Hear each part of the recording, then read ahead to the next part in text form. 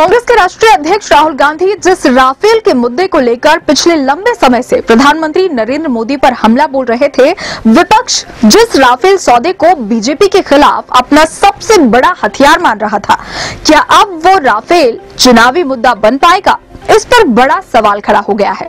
पुलवामा हमले और उसके बाद पाकिस्तान से हुए तनाव के दौरान एक बार फिर देश की सैन्य तैयारियों पर बड़ी बहस होती दिखाई दी।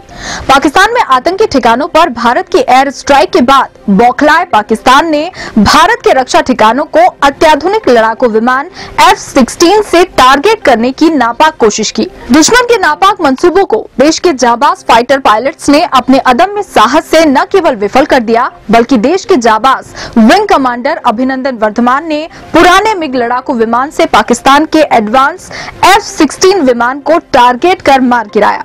हालांकि इस कार्रवाई के दौरान अभिनंदन का मिग क्रैश हो गया और वो पाकिस्तान के कब्जे में आ गए।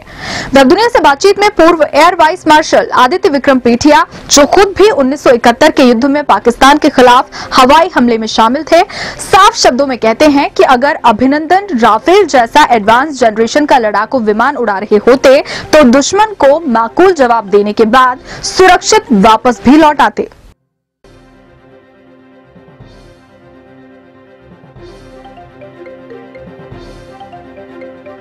पेटिया कहते हैं कि पाकिस्तान को उसी की भाषा में करारा जवाब देने में राफेल जैसा लड़ाकू विमान बहुत ही कारगर साबित होता। पेटिया का कहना है कि देश के पास आज अच्छे विमानों की कमी है और राफेल जैसा विमान इसकी कमी को पूरा करेगा। उन्होंने कहा कि वायुसेना करीब 3 दशक से एडवांस टेक्नोलॉजी से लैस विमानों की मांग कर रही है और राफेल लड़ाकू विमान उस कमी को पूरा करेगा।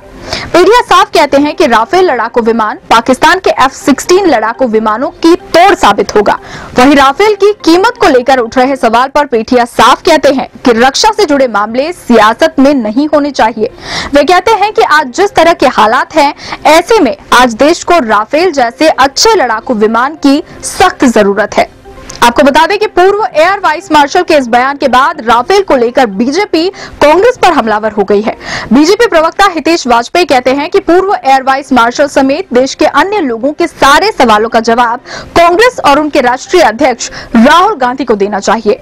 वो कहते हैं कि जब एयरफोर्स को लंबे समय से राफेल जैसे लड़ाकू विमान की जरूरत थी तो कांग्रेस ने पिछले 10 साल में राफेल क्यों नहीं खरीदा।